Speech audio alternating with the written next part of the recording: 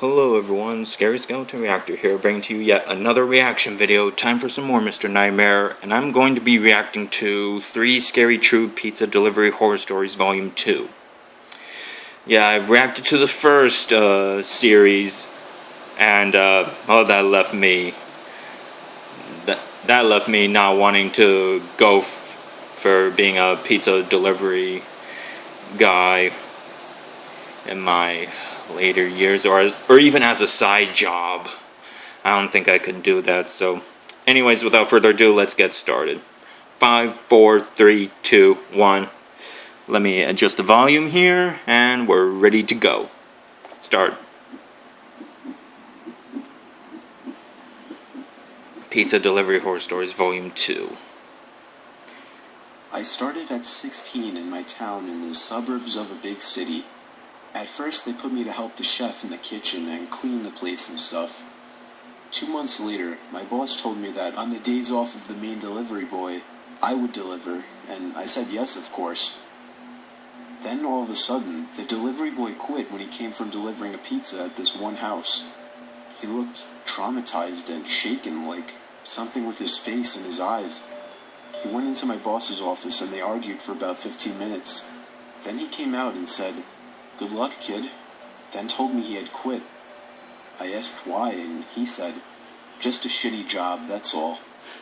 He then patted me on the back and left. I knew Hiding it was something else than just a shitty job, but I didn't think much of it. That was the last time I saw him. So for the next couple of weeks, I was the delivery boy till they could find someone that can deliver pizzas. About 2 weeks into me delivering pizzas, my boss gave me the address to a house, and as usual, I put in the GPS and went over. Watching the sunset while driving over there, I was hoping it'd take 2 minutes tops so I could get home. Unfortunately, it was in the rural side of town, where the houses are like a quarter mile from each other. I stopped in front of the 2-floor house and looked at it. I got the creepiest feels when I stared at it. Lawn not cut, with weeds, dead trees, and the old porch with no chairs or flower pots or tables. Telltale signs that this place is abandoned. I got out anyways and knocked on the door. I was hoping my boss gave me the wrong address or something so I could get the hell out of there. Then the door lock started to shake and the door opened. It was an old lady, at least 70 years old or something around there, with white hair, teeth missing, and skinny, very short too, but her eyes just glaring at me. It really freaked me out. I figured if I was nice, things would turn out okay after all. "Pepperoni pizza, ma'am?" I said as friendly as I could. "Yes," she said with a hoarse voice as if she had a sore throat. I'm sure that the Alrighty, doctor would not here we go. recommend that to treat a sore I handed throat. the pizza over, but she just looked at it with no emotion and didn't take it, getting her purse. "Did you come with someone else?" I froze, then quickly looked up at her, still glaring at me. That question really frightened me. No," I said. "Where's the other one? He ran off on me last time he came." Ran off? Uh-oh. It didn't make sense. That's the former pizza He quit delivery some guy. weeks ago, I said. Then she got her purse and started searching for money, or so I thought. She did for about a minute, the longest minute ever, and with the hands in her purse, she stopped and looked at me, not in a look of surprise or in confusion, but just like as if she was thinking really hard on something. I could tell she was holding something in her right hand inside the purse, but I couldn't see what. I really started to freak out at this point. What if it was pepper spray, or a knife, or even a gun? I mean, what could take You her so long think? to get $10 out of her purse? Then, behind her, I saw a shadow, a silhouette of a man coming to the door, and all of a sudden, I heard footsteps crushing the leaves on my left side next to the porch, and a man's deep voice saying, "Hey." I looked over and saw a head of a middle-aged man with a look of anger peeking over the porch. This guy then started to climb the porch, and that was when I realized I had enough. Yeah, I get got out into of the there. car, threw the pizza inside, turned it on, and drove off. I didn't look back as I drove off in the dark. I had to lie and pay for the pizza out of my own pocket, but it was worth it. On the day I quit, I decided to tell my boss what happened that evening, to which he freaked out as well and asked me why I hadn't told him. He said James told him something like he just walks out of there and didn't pay attention to her. My boss then called the cops to look into the sketchy situation, and he told me I could leave. About 2 days later, he called back, saying the cops had the house registered as foreclosed for over a year, and they found 3 people living there when they broke in, which were 2 men and the old lady I encountered. Oh, they were arrested. They still stayed there? Wow. I'm still traumatized. What a shocker. I don't know what would have happened if I would have waited. They could have easily jumped me, but thank God I quit afterwards, and I'm still alive. Thankfully you did quit, and at least your boss even had the courtesy to report it to the police. Good golly. Man, that was something. I'll never forget the time I was covering my friend's shift at a pizzeria we worked at. He was the delivery boy, while I was usually the one manning the register. On that night, I made 2 real deliveries to normal people. Then, my manager gave me one final delivery for the night. It was 5 miles away, which was a long drive for what I was used to. The GPS told me to turn off the highway into some very quiet town. Somehow, I'd never even heard of this town. The GPS took me down some side roads that were even more dead than the main streets in this town. Half of the street lights weren't even on. I didn't like the looks of this place. I just wanted to deliver the pizza and be gone. So I arrived to the house. It was a single-floor little thing. I rang the bell, and almost immediately the door swung open. There was an older man, maybe in his upper 50s, that opened the door. His few hairs left on his head were gray, and he had a very pale face with a gray mustache. He gave me a smile and told me he'd be right back. He walked away into his house out of view, and I just stood there in the cold, waiting for him. I was a little uncomfortable with the area, and the looks of the guy answering didn't help. The sound of stomping on the creaky floors inside the house came to the door, as the man appeared back in the doorway with a smile. He said I should come inside where it's warm while I waited. Come on, how long does it take to get your money? Come on now. Like, if you were to order a pizza and you want it delivered to your place, you should already have your cash ready. And plus a tip. Like, come on. This is a setup. I told him it's okay, but he just started nudging for me to come inside. I cannot justify my actions, but it was like 5 degrees outside. I foolishly stepped inside the sketchy stranger's house. No! He shut the door behind me and stepped off into another room in a hurry. It wasn't even much warmer in the house. He clearly didn't even have a heating system. I found myself creeping closer and closer to the door as I got more uncomfortable. Then, the man came out of another room and gave me another smile. He opened up a door, apparently leading to the basement. He looked down and told me that he normally leaves his money down there. He asked me to come down there with him, but I refused. I would have just ran out of there a long time ago. If he asked me to come in, like, I would have just dropped the pizza and just left. Come on. Even from where I was standing, I could see it was totally pitch dark down there. Or even call the cops. What happened next is where it all fell apart. I heard the sound of a creaking step coming from the basement. Somebody else was down there.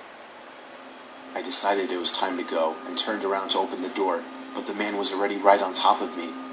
I punched him in the face and managed to get him in a hold, but I heard somebody stomping up the basement steps, and I had to get out of there.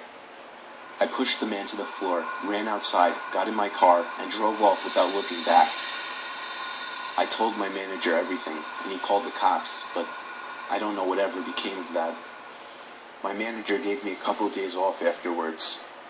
Since then, I am much wiser to the fact that you should never enter a stranger's house. You mean you didn't know what happened next? At least so far, these two managers or bosses, they gave the common courtesy of calling the police and reporting it. That I give them credit for. I was out doing a delivery one late night. It was probably the longest drive I have ever taken for a pizza delivery. From the pizza place I worked at, it was a 20-minute drive, which isn't too crazy out where I live. Plus, they ordered 4 large pies, so I figured it was a party and I would get a much bigger tip. Parties or corporate events, promotions, graduations, something. You think. Navigating But late night though? Was always annoying though. I pulled up to the given address. It was some old, sketchy-looking building, literally in the middle of a forest clearing. There were no cars parked anywhere, or any lights on. I put my car in park and called my boss. I asked him to reread the address at least 3 times to make sure I typed it in right, but that checked out. I could tell he was in a really bitchy mood, and he told me to at least knock on the door and check it out. He would normally get mad if we took back 1 pie, but I was afraid of what he would do if I brought back 4. Why work with him in the first place? Come on now. Come on. I was insanely unnerved, but got out anyway and forced myself to the front door of the building. There was no doorbell, so I just knocked really hard. I heard nothing and didn't really expect to hear anything. I was extremely disappointed, not because nobody answered the door, but because I was realizing that it was all a waste of time and gas. That's another thing. Gas is so expensive nowadays. Ugh, jeez.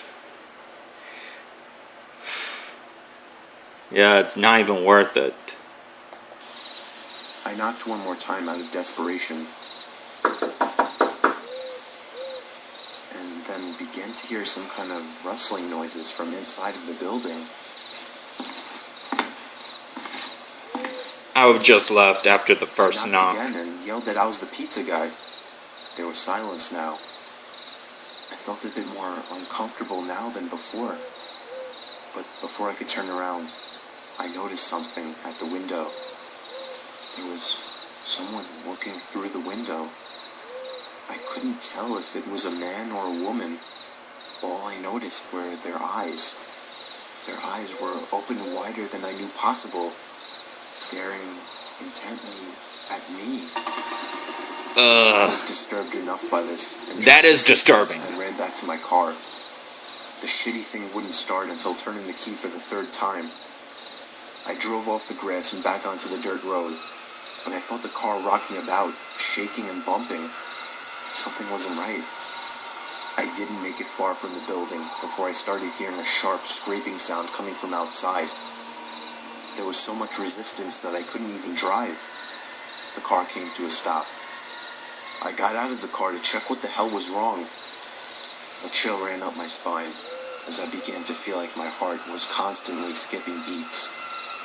My tires had been slashed. What? Had completely fallen off the rim. Set up. Oh my goodness. Okay, now that is criminal right there. Not just the front, though. All 4 tires were slashed. I realized somebody did this when I was knocking on the door to that building. Instead of running, I got back in the car and locked the doors. I was so close to that building, I could practically see it from where I was, if it weren't for the trees blocking the view. I dialed 911 and explained everything to the operator. She told me the cops would be over as soon as possible, and that I need to stay hidden. I asked her if it was advisable to stay in the car or run, and she told me it would be best to stay in the car with the door locked. She asked me to stay on the line with her until the cops arrived. My whole body was shaking. In all directions, there was nothing but dark, seemingly endless forest. I knew it would take forever for the cops to get there. Really? Stay in the car, though, with the door locked? Suppose that guy, whoever slashed your tires, is out there and is now searching to kill you. Come on. I would have just took off running. I was not comfortable with sitting in that car so close to whoever did this. Who wouldn't? The next part, though, is what utterly destroyed me. What? It still shakes me to this day, and I hope nobody ever has to experience this kind of fear. As I was scanning all the windows, making sure nobody was outside, I looked in the rearview mirror, and there was the same person. The same person I saw at that window. Eyes open wider than ever. I could see now that it was a woman, and I could ever so slightly see a smile begin to spread across her face. That would be a disturbing sight. And full on sprinted into the woods, not caring how much noise I made. I ran until I was Suppose out of if she was breath. armed. It didn't take long, and I hid behind a giant log on the ground. I tried to cover my loud breathing with my hand as I waited and waited for what felt like hours until I finally heard sirens in the distance. I gathered up all the stamina I had left to run all the way back in the direction of the dirt road. Eventually, the glowing red and blue lights came into view, and I had never felt better in my life. They were parked in front of my car, investigating with flashlights. I came out yelling at them like a lunatic to help me. I fell to the floor and started to gag, almost throwing up from running so much. They picked me up and began to question me, to which I explained everything to the best of my ability. One of the two cars drove over to the building, and the two officers began to search the building. They came back with nothing except for a couple of spiky objects. These objects were exactly the same as the ones used to slash my tires. The cops guessed that it was some kind of sick, demented couple, being that I saw the woman, but unfortunately they were never found. And that still kills me to this day. I obviously quit my job right after that. Good. And started working at a local grocery store. I know that I'll never forget seeing that woman at the back of my car.